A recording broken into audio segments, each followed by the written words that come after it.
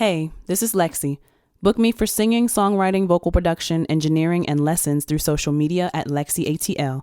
Email at lexisolo@gmail.com. Text me at 404-692-1299 or go to my website, LexCATL.com. Right now, you're tuned into my podcast, LexChat, which is a show dedicated to music and entertainment where we talk about the industry and the business, and we help each other to become better artists. You can catch these chats live on Instagram at LexCATL, that's at LEXCATL, to be part of the conversation, or catch the replays on Spotify, Apple Podcasts, iHeartRadio, and YouTube. Wherever you're watching or listening, please like, subscribe, follow, and engage with the content by leaving comments and reviews. If you want to go the extra mile in supporting me, you can do so by going to patreon.com/LexCATL, where you can pay a small monthly subscription because every little bit truly does help. This week on LexChat, let's chat about how streaming has changed the way we experience music. Oh, yes.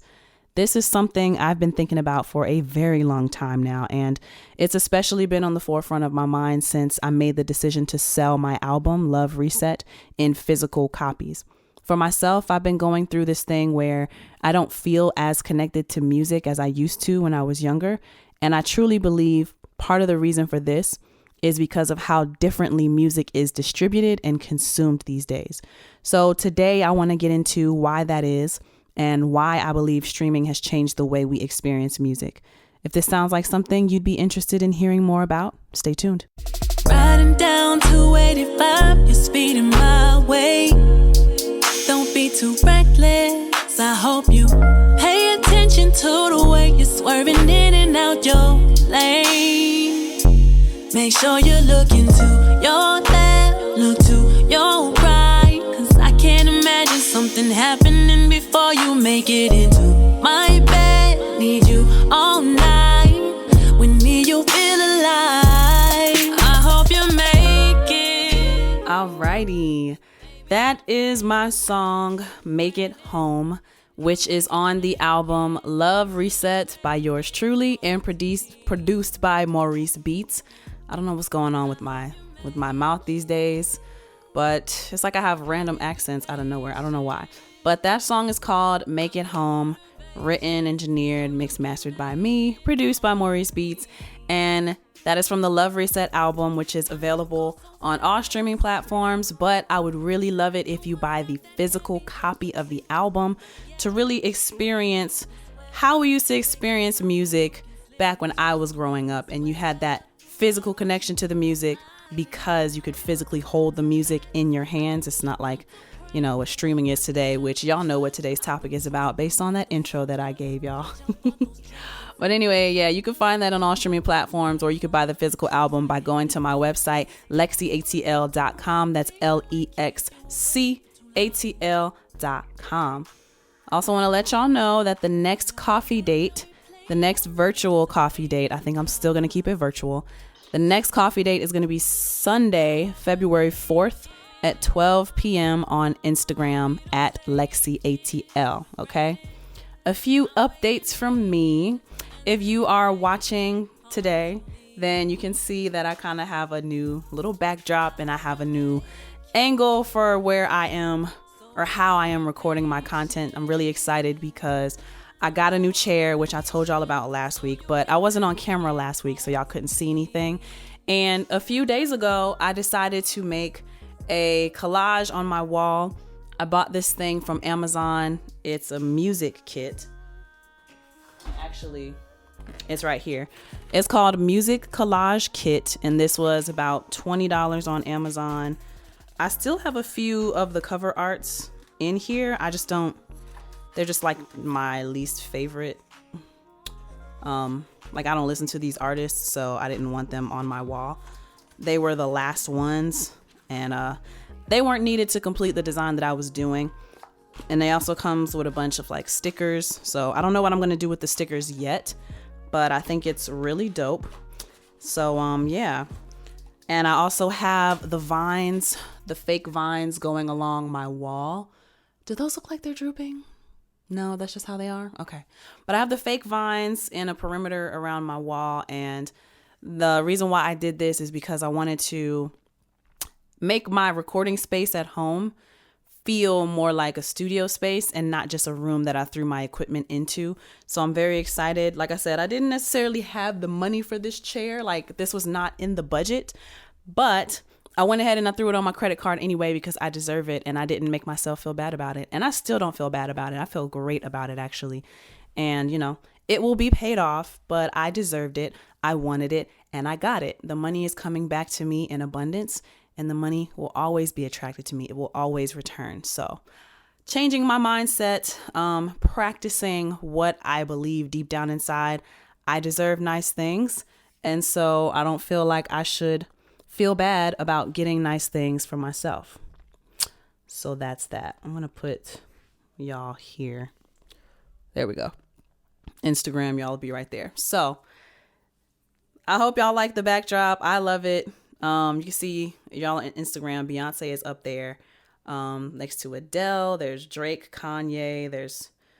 That is Janelle Monáe. There's Ed Sheeran. There's Nicki Minaj is up there. Kendrick Lamar is up there. Just great albums. So I feel more creative sitting in here, and it feels more like a space that I want to be creative in.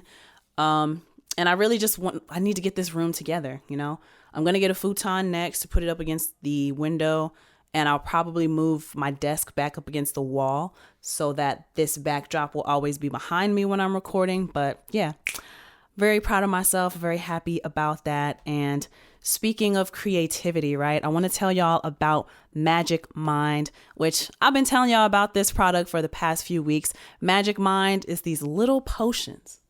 It's a little shot, okay? It's a little shot. It's literally the size of my hand. I put it in my fridge to chill it. I was really suffering and struggling with anxiety and brain fog, and the cold weather really gets to me and makes me feel kind of depressed, honestly, when it's cold weather outside. But through trying Magic Mind, I'm able to combat all of those things and have energy and get into a flow state so that I can feel more productive and I can feel more lifted in my spirits. At least it does that for me. I don't know about the other people who've tried Magic Mind, but for me, other than just getting into a productive flow state, it also helps to keep my spirits uplifted. And that's a beautiful thing. It's able to do that through certain ingredients that are specifically included in this magic shot for focus, for energy, and for less stress. Some of those ingredients include lion's mane mushroom, Bacopa monnieri. There's ceremonial matcha, cordyceps mushrooms, B2, B3, and B12 vitamins. And for less stress, ashwagandha, L-theanine, and turmeric. There's one word on here that I really wish I knew how to say. It's an ingredient for focus, but it's so scientific and hard. Phosphatidylserine. Something like that. But anyway, all of those beautiful ingredients are for focus, for energy, and for less stress. And it really worked for me when I tried it. I would love for y'all to try it. And I have a special promo code for anybody who's listening or watching. You can go to magicmind.com/JanLexChat. That's like January and LexChat. magicmind.com/JanLexChat and use my code LexChat20 to get up to 75% off of your first purchase or your first subscription with Magic Mind. That gets your third month free if you do. I think, you get 3 months and that one of those months is free if you use that promo. Okay. But you got to use my code and you got to use that URL, magicmind.com/JanLexChat with my code LexChat20. This promotion is for January only. So y'all, this episode is coming out on January 15th. You got the rest of January to use this promo for this crazy deal. Okay. After that, you can get like 20% off with my code LexChat20. But y'all, these really do work. Magic Mind really does work. And I would love for y'all to try it for yourselves and get creative for yourselves. Alrighty. So thank you so much, Magic Mind, for partnering with me on this to bring this beautiful product to my audiences. And I hope y'all go out and y'all check it out. Alrighty. So all the announcements are out of the way. Let's get into the LexChat. I'm really enjoying this little setup right now. So if y'all weren't here for the introduction, those of you who are tuned in live on Instagram, today's topic is and it says it's pinned at the bottom, how streaming changed the way we experience music. Now, I have a few points I want to dig into. I kind of want to go back and talk about how I experienced music when I was younger and how things were done within music when I was younger, and then transition into, with the introduction of the progression of the internet and then the introduction of streaming, the way we interact with music, the way we experience music has changed so much over the years, and I don't think it's in a positive way. So let's get into all of those things, all right? I also want to get into the pros and cons for the audience and the artist, but let's get into those things. So how music was distributed when I was younger, right? When I was younger, first off, the barrier to entry to get into the industry and to, get your music out there, the barrier was a lot more expensive and definitely was a lot more gatekeeping going on. If you couldn't afford it, you really couldn't do it. So back then, it was more centered around what the labels deemed talent, what the labels deemed good enough to package and sell to the rest of us. And the labels are who decided which artists, what quality of music. And there was very much like a standard that was maintained, I believe, because of the labels. So that is something that I miss. The standard that labels gave us was so much different. Even the standard of what they give us now is not great, because I believe the labels are only chasing the money these days. And of course, back then it was all about the money too, but at least, labels didn't have to put life insurance policies on their artists to make sure they got their money out of it, right? And that is all shade intended. At least labels back then, instead of chasing trends, they understood the value of developing an artist and developing a sound product. And a sound product and an artist is somebody whose foundation is based on talent. Okay, the foundation is based on talent, and that artist also has stage presence, that artists can also speak properly when they go on interviews, that artists can transition into movie roles and do commercials and get endorsements and all kinds of things. So you're not just banking on the fact that we're riding whatever trendy wave is up right now. I feel like labels back then had a better foundation of the talent needs to have talent. Like, you can dress up the artist, like the development part is polishing the image, but the foundation, the rock of an artist was talent, at least back then. And if it wasn't, I'm trying to think, because a lot of things have come out about some of our beloved artists, not to isolate anybody. There's one in particular I'm thinking about, but she at least was a great dancer and beautiful and could act, They say she stole someone else's vocals or had someone else singing for her, but that's another conversation for another day. But my point being that the labels at least had a foundation that talent should actually be talented. Okay. And so the barrier for entry into the industry was higher and more expensive, but there was a certain quality, there was a certain standard that was maintained because of that, because of the labels and the gatekeeping. Right. So how did I consume music when I was younger? There was the radio, there were movie soundtracks, there was CDs, the physical sale of CDs, okay? There were DVDs with music video collections. I put two specific examples here of being Aaliyah and B2K because those are physical copies that I had. Aaliyah's last album was like a deluxe package. It was a 2-disc thing. The first one was the CD with the songs on it, and then the second disc was a DVD, and you could put it in and it had like all of her popular music videos. It was Are You That Somebody? It was 1 in a Million. It was 4-Page Letter. It was Rock the Boat, and just all of that, as well as behind the scenes and maybe a few interviews.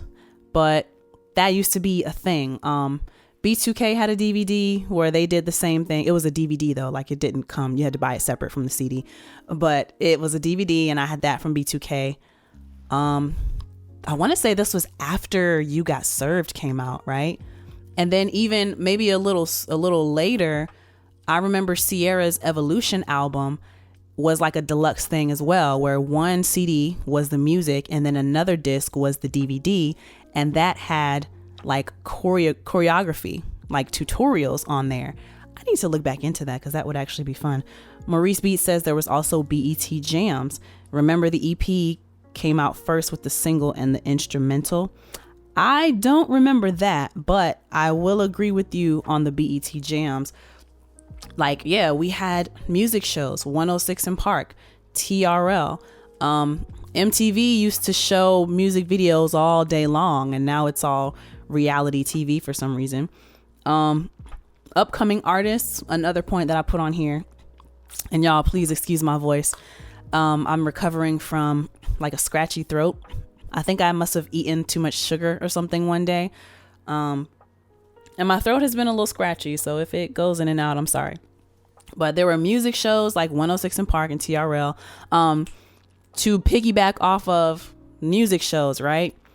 There used to be shows like All That and the Chappelle Show, which were the only two examples that I could think of at the moment. But it was written into the program of the show. First off, they had live studio audiences, right?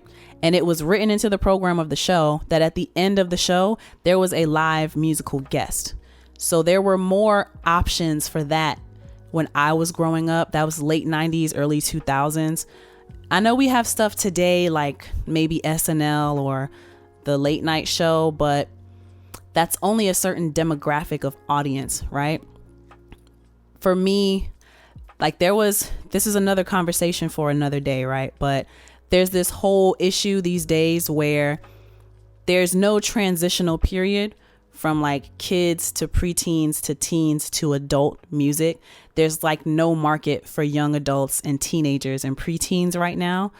I think that's one of the main differences for me growing up. There were shows that were age appropriate for me that introduced artists that were age appropriate for me, and their music was age appropriate for me. These days, it's harder to find that because sex sells. But yeah, I was just thinking about it, like All That and the Chappelle Show, SNL, like I said, late night shows, they have that. Maybe Good Morning America would be one, but do they have musical guests every day? I don't know. Maybe a local news store. But anyway, all that to say, those were other mediums. And then to piggyback off of that, let me finish my thought though. So there's no like transitional period as far as TV shows go. And then there's no like third spaces. No third space for people is another issue, because places like teen clubs, because that's another example, places like teen clubs, I don't know if they really exist anymore, or arcades or skating rings don't seem to be as cool as they used to be. Like, I really don't know what kids do these days to have fun that's not super expensive and not too adult. You know, I really don't know what they do these days, but that's another issue that plays a role in all of this, the desecration or the dismantling of third places. And then my last example that I put for how we used to consume the music growing up is artists would get on TV shows and have cameos and guest appearances. So there were all these different things that artists had the option. Well, the labels saw to it that their artists were put in certain positions and presented a certain way to the masses. Maurice Beat says play on their game. Yeah, I guess they just stay in their house and they play on their gaming system. They like, what's cool for kids to do these days? It's so sad, but that's another conversation for another day. We'll get into that. So that leads me into the next point, right? You say they're playing on their games all day. The games now, you buy like an online pack or something, or different levels of a video game, instead of going to the store and buying a hard disk, and that would be what you needed for the game. Now it's all streaming. So how is music distributed and consumed these days? Like, how is it different from how it used to be when I was growing up? First off, there's a lower barrier for entry for anyone who's interested in doing music, right? So like I said earlier, there's the progression of the internet. There is the introduction of streaming. So the internet allows access for more people to distribute on their own. But unfortunately, this also means lower quality and more music gets pumped out daily, right? I want to say this was last year. I wish I could remember the exact episode, but I went to the DJ Power Summit here in Atlanta last year. And one of the guys, his name is Rap Juggernaut, and he was bringing up the numbers. I think it's upwards of 100 to 125,000 songs released on Spotify daily. So that's like basically 1 million songs per week being dumped onto these digital streaming platforms. And basically with that, right? Like what's the quality of this music? Who is releasing this music? And then who is actually getting the lion's share of the listens when it comes to, like, there's millions of songs being dumped. How many weeks are there? So there's 4 to 5 million songs a month being dumped onto like Spotify, right? So lower barrier of entry means that more people can get into it, which is a good thing for artists. That's one of the pros I have later on. That is a good thing. However, it also means that you don't have to step the way labels stepped back in the day. All right. So now people are competing with the labels to garner attention from audiences. So in comes the introduction of streaming, right? And it's affecting all of entertainment, not just the music industry. I've mentioned before how streaming has messed up the way that the movie industry makes their money even, right? It used to be that you make a film, you do a promo run, it comes out in theaters, it stays in theater for 1 to 2 to 3 months, and then it comes out on DVD, and then you got to buy the DVD for like 15 to 30 bucks. Blu-ray started to become a thing, so $25 might have gotten you that. And then they would license it out to a network or to put it on some TV program, right?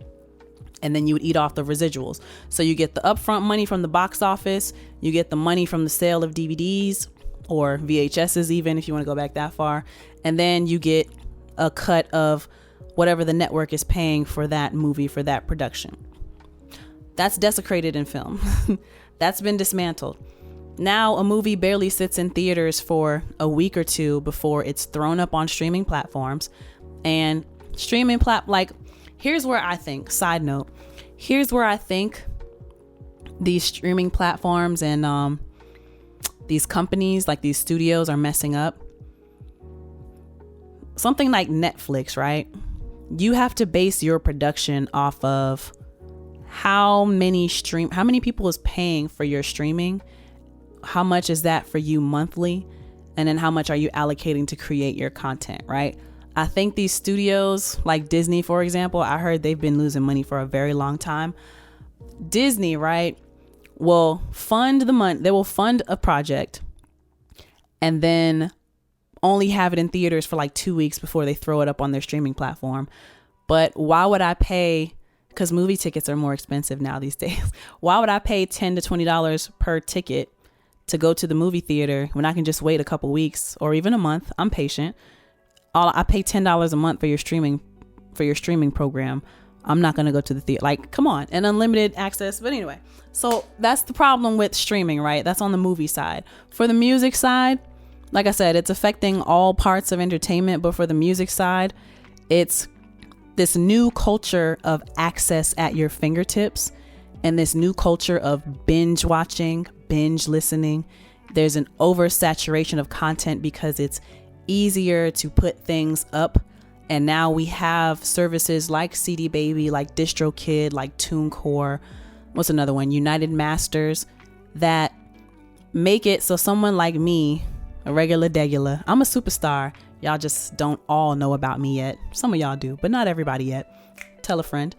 But somebody like me can just go click, click, click, and now my music has been distributed on these platforms: Spotify's, the Apples, the Tidals, the YouTube Musics, the Google, the Amazon, all these different platforms, right? Nothing has to be on a schedule anymore because options are all around. This one is important to me because it feeds into this culture of access at your fingertips, and it makes people impatient, but it also makes their attention spans very short, right? So remember when we were all on cable and you had to wait for your show to come out, or your favorite show had a certain time slot? So let's say that when I was watching Love and Hip Hop, right? I used to, what is that, VH1? New episodes dropped once a week, 1 hour, every Monday at 8 o'clock. I would make sure that I was not doing anything every Monday at 8 o'clock for 1 hour so I could watch that show. Okay. And so now that we introduce streaming, right, where you have 10 episodes at the touch of a button, you don't have to wait to get all of that. And it's created this impatient culture in people. It's created short attention span, because once you get through all of that content, then you're done with it. And you're kind of waiting for more so you can consume more. But because you're out of it, you go on to find something else, right? Whereas before, when everything was on a schedule, like with TV programming, even music releases were scheduled, right? I think labels do still follow that, but with the introduction of internet being so much better and streaming being so much better, there really are no rules when it comes to how music is released. The name of the game now is, how can you get it in front of people? Are you marketing in a way that is making you stand out from the rest of whatever artist you're competing with, the rest of the market, basically, right? So nothing has to be on a schedule because options are all around. Excuse me. Maurice Beats says, well, that was the best part when they made you wait. It was worthwhile when you did see it. Yes. And it gave you time. Thank you for saying that, Maurice. It gave you time to watch the episode with everybody. And then you talk about it for a week. And then you anticipate the next episode. And these shows were allowed to have a longer shelf life because you're not throwing everything out there all at once, right? You're creating anticipation, you're creating excitement by making people wait. And you got to be good, though. That's the thing. You have to be good, because you can't be trash and trying to make people wait, because then people won't care.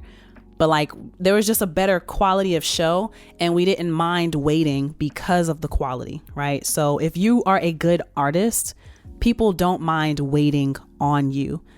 At least that's what I think. That's what I would preach to anybody. People don't mind waiting on good music. People don't mind listening to good music. I hate when I hear someone say, we should only make a 2-minute song because people's attention spans are short.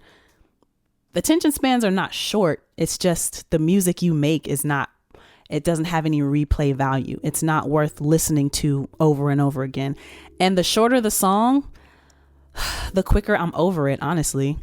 Like, a lot of the music that's been coming out has been very popcorn. It's been quick. It's been a formula, so it's boring. But I have a Michael Jackson CD in my car right now, right? Michael Jackson's Invincible album. And there's a song on there. Almost all the songs are like 5 minutes long.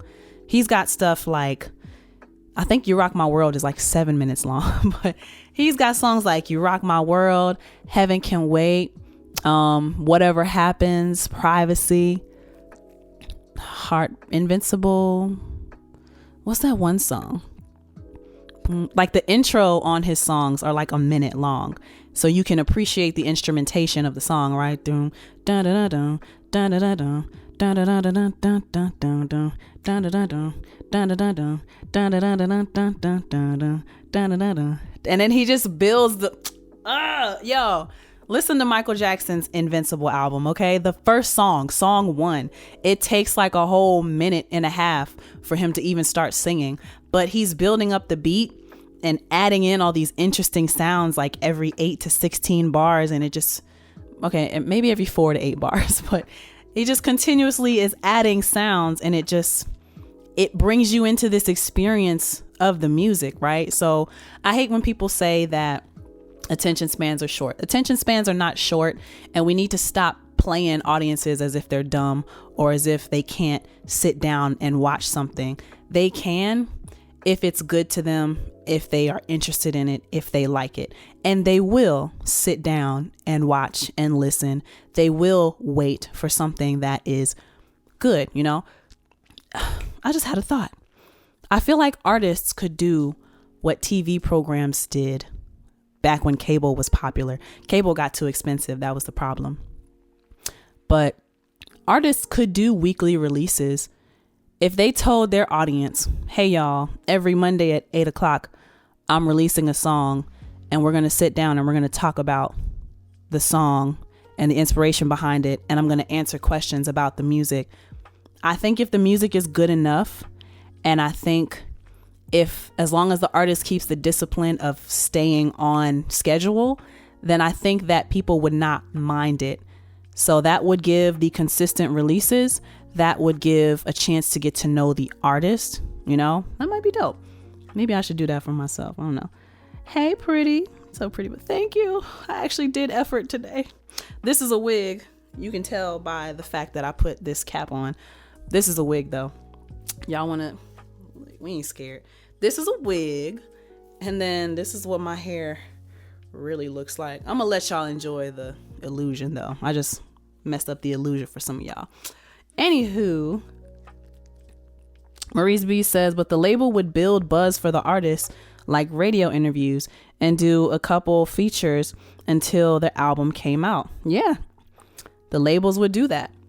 So yeah, I'm really saddened by how streaming has pushed us into experiencing music in a way that's just not as fun anymore.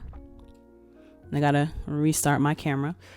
So I want to get into the pros and cons of things, right? So the pros and cons for the audiences. Pros, right? The pros of having streaming, it's cheaper to listen to music. It's $10. Like most of these streaming platforms, it's $10 a month for access to billions of songs. And as I told y'all earlier, there's upwards of maybe 4 to 5 million songs being put up onto Spotify every single month. Okay. That's access to billions of songs for $10 a month. Or even if you don't pay for streaming, because I don't pay for streaming, I feel like I'm an artist. I shouldn't have to pay for it, but that's another story. But even if you don't pay for streaming, right, just having access to the internet is giving you access to billions of songs and videos and other various pieces of content that's out. If you have internet, then you have access. And that is a beautiful thing. It's cheaper. It lowers the expenses. And right, like I have a whole box of albums, right? Even if I have Common right here in front of me at the moment. I have Common right here. Which album is this? This is the B. What songs are on here? I need to figure out how to make it work though, because I think it's too scratched up. But I have this Common album, right? If I would have bought this Common album at the time that it came out, this is probably a $15 album. This is probably a $15 album. This is 2005. OMG. But imagine I really like an artist and every time they drop a project that's $15. What if you have multiple artists that you like and they all drop in the same month? This is another topic that I'm going to get into. How streaming made audiences lazy. How streaming made fans lazy. One of the reasons that, and this is a con for the artist, okay? Great for the audiences, not so great for the artist. The audience now pays $10 a month for unlimited access to billions of songs. But now artists only get paid a tenth of a penny per stream. And it's harder to make a living off of the streaming of the music. Great for audiences, not great for the artists, right? But imagine if you have multiple artists that you like and they're each coming out with an album each week. That's 15, 30, 45, 60. It's like $75 a month, 60, 75, maybe $100 a month. Depends how many people you like, but I don't know.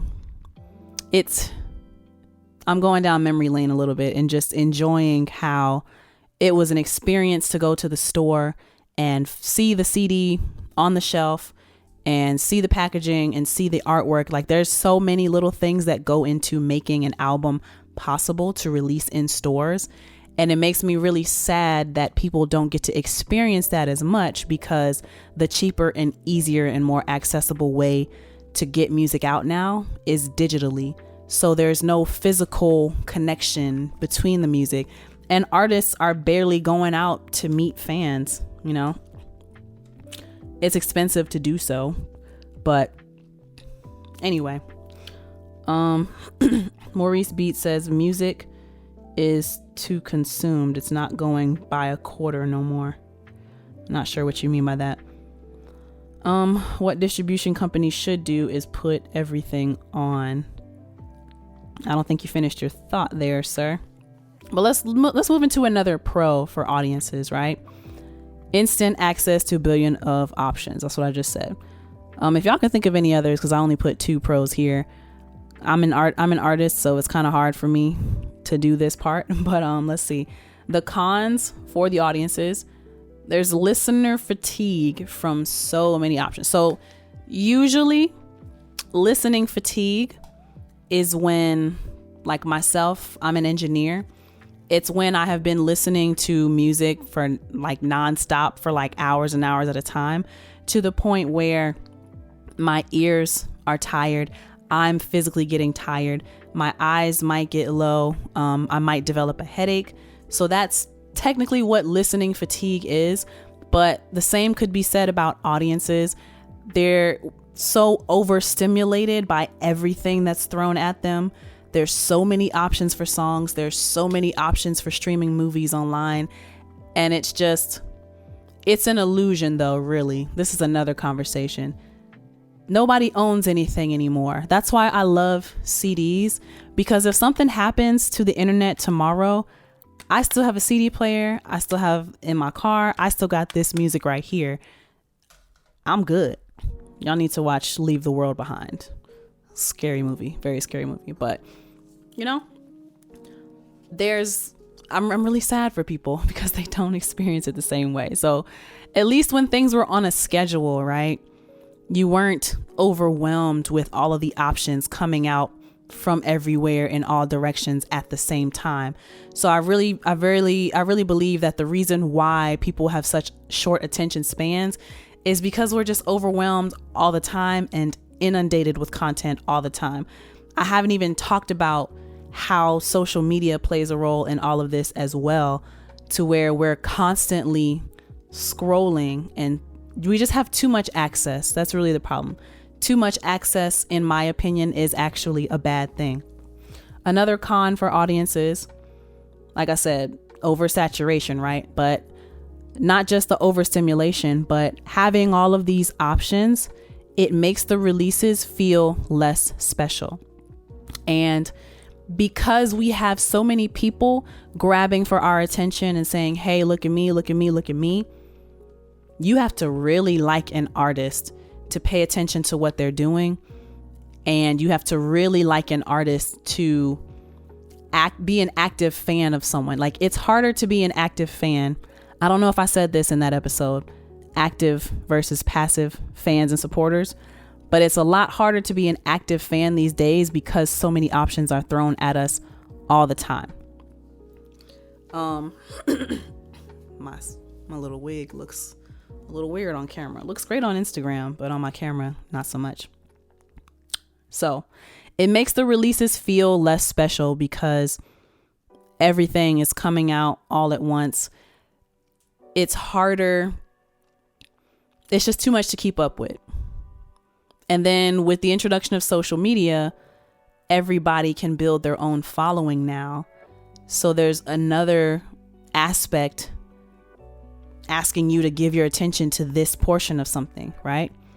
So it's releases are less special, and you can't revel in the moment for as long because everything is so fast paced. The industry really believes that you have to move fast. But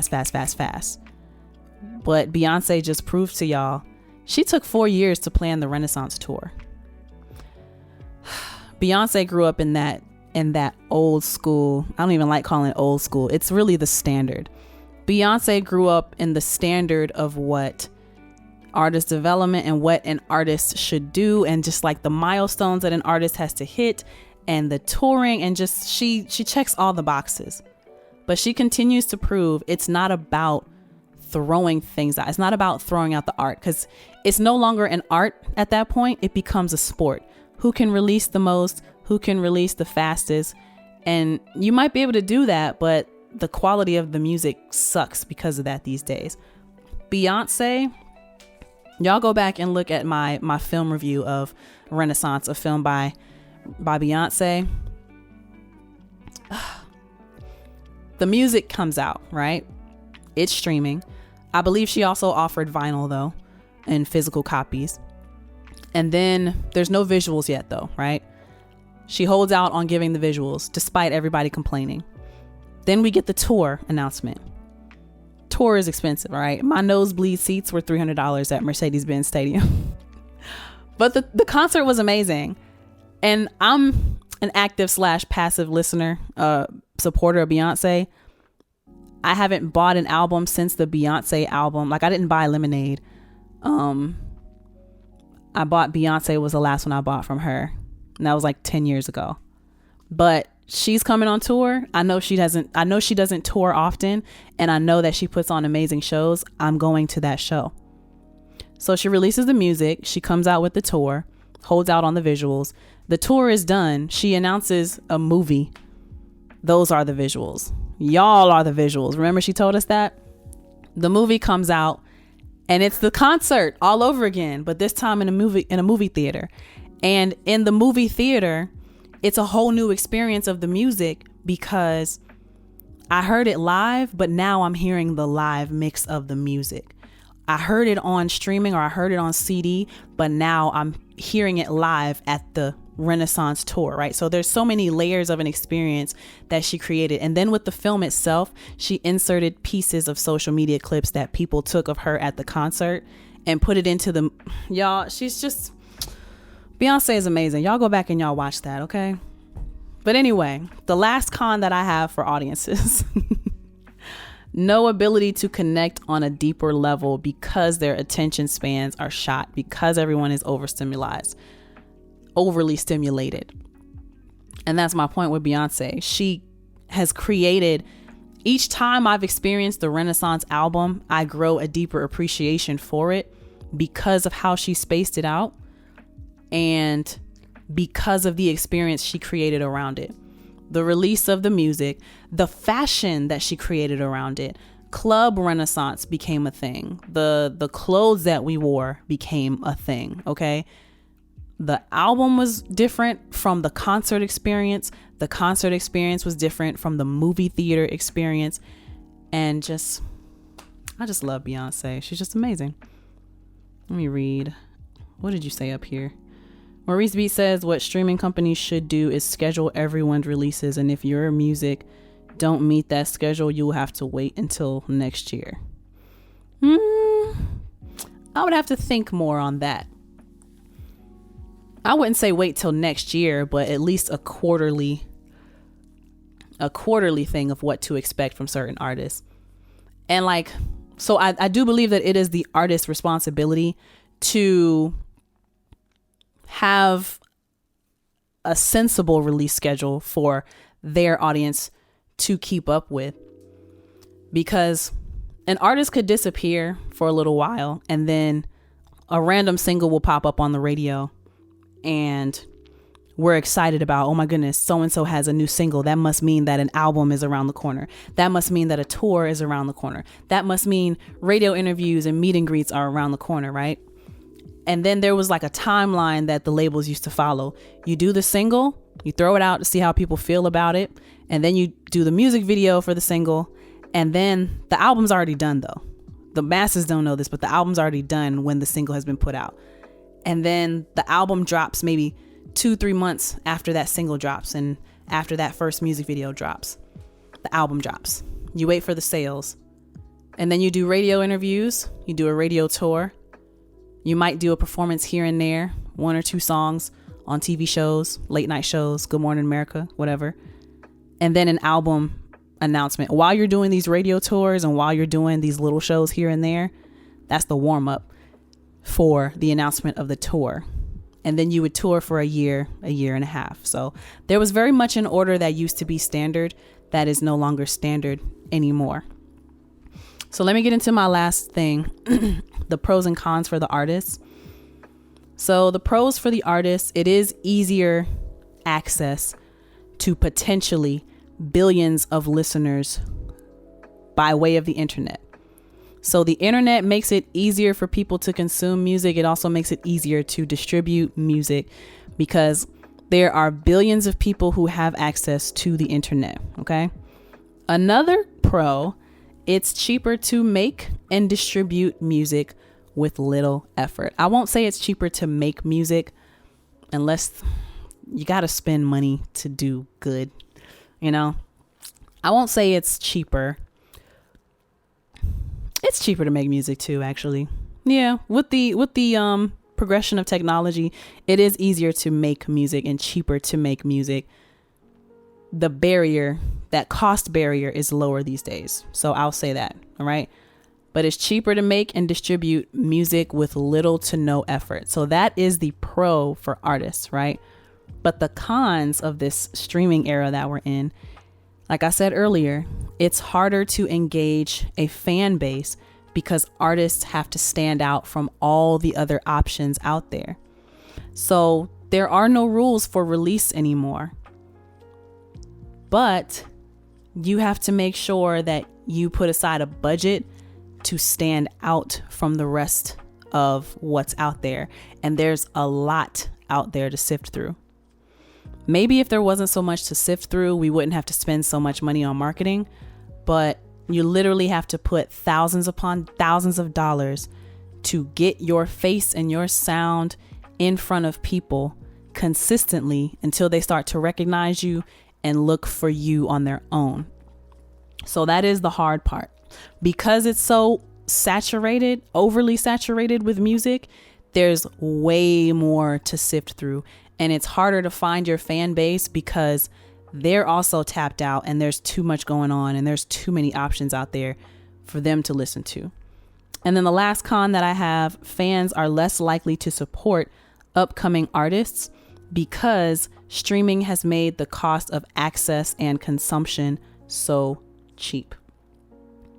So $10 a month that the audience pays to have access to billions of songs.